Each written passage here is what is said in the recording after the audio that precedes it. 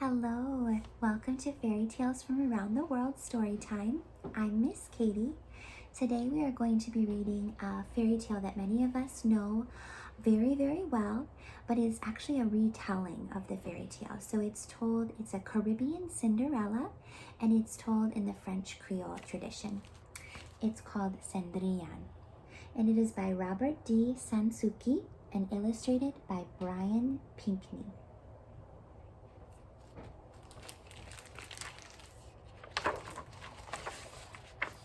You may think you know the story I am going to tell you, but you have not heard it for true. I was there, so I will tell you the truth of it, here and now. Cendrillon, a Caribbean Cinderella, by Robert D. Souci and illustrated by Brian Pinkney. I live on a green grass island in the so blue Mar des Antilles, the Caribbean Sea. Long ago, when I was a child, my family was poor. When my mother died, she left me only one thing, a wand of mahogany. 3 taps will change one thing into another, my mother had whispered, but only for a short time. And the magic must be used to help someone you love. Of what use was this to an orphan like me, who every day struggled to find shelter and fill her belly? I could not use the wand. I had no one to love and no one who loved me. When I grew up, I worked as a blanchisseur, a washwoman, scrubbing other people's sheets and skirts at the riverside, drying them in the sun. One woman I worked for was kind. I often nursed her, for she was always sickly, poor creature. In thanks, she made me the nanan, godmother of her baby girl, Cendrillon. When I held that bébé in my arms on her christening day, I felt such love. And I saw love returned from her sweet brown eyes. Alas, Cendrillon's mama died soon after this. Then her papa, Monsieur, married again. Madame Prospérine was a cold woman and puffed up proud because her grandfather had come from France. When a new daughter, Vitaline, was born, Madame gave a christening party for her rich friends. What a feast it was! Madame and the other fine ladies were dressed in satin and velvet, all the colors of the rainbow. They laughed at my worn white skirts and peasants' ways of speaking. Pretty Cendrillon came and kissed me. Bonjour, nanan. She gave me a cup of punch. Her hands were blistered and red. Pauvreté, Cendrillon, poor little child, I cried. What have you done to yourself? She shrugged. My father's wife works me like a serving girl, and Monsieur allows this? Sighing, I said, he fears Madame, but I am strong. The work hurts my hands, but not my heart. Someday I will find a way to help. Even as I spoke them, my words sounded hollow. What could I, a poor washerwoman, do for my dearest? When she was older, Cendrillon would come to the river each morning to do the family's washing. Her sweet bonjour was music. Her smile was sunshine. Even when the clouds hid the sun, we knelt beside the other blanchisseurs and talked and sang and laughed as we scrubbed the clothes. Cendrillon seemed so happy. I wished that I could always see her so. Nothing was easy for her at home. Madame and spoiled Vitaline ate dinners. Cendrillon often had only a handful of manioc flour and tail ends of codfish. All day she worked. At night she slept on a hard straw pallet. Then, one day, she came sad-faced to the river. No singing or joking would make her smile. I asked, "What troubles you so, my child?" "There is a ball tonight, but I am not to go," she said, looking so miserable. My heart nearly snapped in two. "Vitaline and Mama will go, but Mama says I am lazy." "Does it mean so much to you, this ball?" "Oh, yes, Nanan," she cried. "It is a birthday fete for Paul, Monsieur Thibault's son. He is so handsome and well-spoken. He is like a prince, yet he is kind." "Do not cry, dear one," I said, hugging her. "Tonight you will go to the ball." "For true?" "Upon my soul, I promise this," I said, though I was fearful of risking so much when I had no plan. But her smile lightened my heart. As she gathered up her laundry, I heard her singing. Long after she left, I sat watching the river. How am I to keep my promise? I asked myself. When I could think of no answer, I prayed to Bondi, good God, and he answered because I began to think what I must do. It was dark when I reached home, took my mother's wand from the shelf, and hurried to my sweet Cendrillon. What a hubble-bubble at the house! Cendrillon's papa stood on the porch holding his gold watch, while the coachman waited beside the family carriage. "We are late," Monsieur said, as if the fault belonged to me. Inside, Madame and Vitaline were shouting, "Cendrillon, find my shoulder scarf. Cendrillon, comb my hair."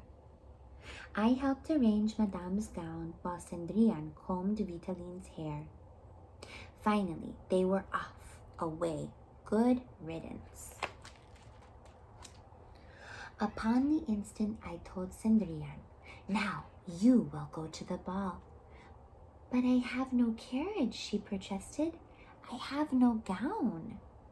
"Go into the garden and pick a frutapan," I said. The child looked at me as if she thought, "My poor Nanan has gone mad." But she found a big, round breadfruit. I tapped this 3 times, tu, tu, tu, with my wand, and it became a gilded coach. So far, so good. Cendrillon gasped, but I told her, "Do not waste your breath on questions. We still have much to do." Tu, tu, tu. 6 agoutis in a cage became 6 splendid carriage horses. Tu, tu, tu. 5 brown field lizards became 5 tall footmen. Tu, tu, tu. A plump manical was changed into a coachman. Then I tapped Cendrillon. Her poor calico dress was changed into a trailing gown of sky blue velvet. Upon her head sat a turban, just as blue, pinned with a tremblant, pin of gold. She had silk shoulder scarfs of pale rose, rings in her ears, bracelets, and a necklace of 4 strands of gold beads bigger than peas. Upon her feet were elegant pink slippers, embroidered with roses. It was enough to hurt my eyes to look at my darling. Finally, I turned my washerwoman's shift into a fine red dress. I would chaperone Cendrillon as suited a proper young lady. Away we went, over the bridge, through the town, along the shore, to the Grand Mansion of Monsieur Thibault. Just before we stepped down from our carriage, I warned Cendrillon, "The magic lasts only a short time. We must leave before the midnight bell is rung." "Yes, Nanan," she promised. What a grand entrance Cendrillon made. All eyes turned toward her, and I could not turn away. I heard whispers all around. Who is that pretty girl? Look how fine her clothes are. Did she come from France? Even Cendrillon's stepmother and sister did not recognize the two of us, though they peered crossly at us. Then Paul, his eyes blazing with love fire, asked for her to dance. And he refused to dance with any other. I know. I watched as I ate. Oh, what fine food I helped myself to as I watched the handsome couple. Even chocolate sherbet. Cendrillon was so happy, and I was happy seeing her so, that we forgot to mark the time. Suddenly, I heard distant bells strike the first chime of midnight. Astonishingly, with my rudeness, I grabbed Cendrillon's hand and cried, "It is nearly midnight. We must go." For a moment, I feared she would not obey. Then she turned and we ran toward the door. Paul cried, "Wait, I don't even know your name." He ran after us, but guests and servants, confused by such running and shouting, blocked his way. As it was, we barely escaped to our carriage because Cendrillon stumbled on the stair. We had to leave behind one embroidered slipper. Off we sped into the night as I counted the chimes, and the moment I heard the 12th stroke, we found ourselves in the dusty road beside a smashed breadfruit. Around us, agoutis and lizards and a fat maned cow scurried into the brush. We walked home like two ragged washerwomen. Our fine clothes were gone, all except Cendrillon's one pink slipper. She took it off, saying, "I will keep this to remind me of the wonderful night and a happiness I will never know again."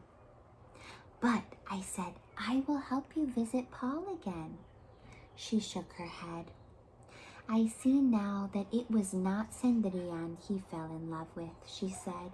"He was under the spell of your wand. When the magic goes, the love too will fade from his eyes." "Alas," I said, "my plans have come to nothing. I cannot give you the gift of a love that would change your lifetime." "Dear godmother," she said, kissing my cheek, "you gave me this night, and that is enough." I did not see Cendrillon at the river the next day. When I called at the house, I found she was in bed. Madame and Vitaline said she was being lazy, but I saw that she was sick with a broken heart. I stroked her brow for a good long time until I heard a great commotion. When I looked for the cause, I found that Paul had arrived. He was followed by a footman carrying Cendrillon's lost pink slipper on a satin pillow. To Madame and Vitaline he explained, "I am searching for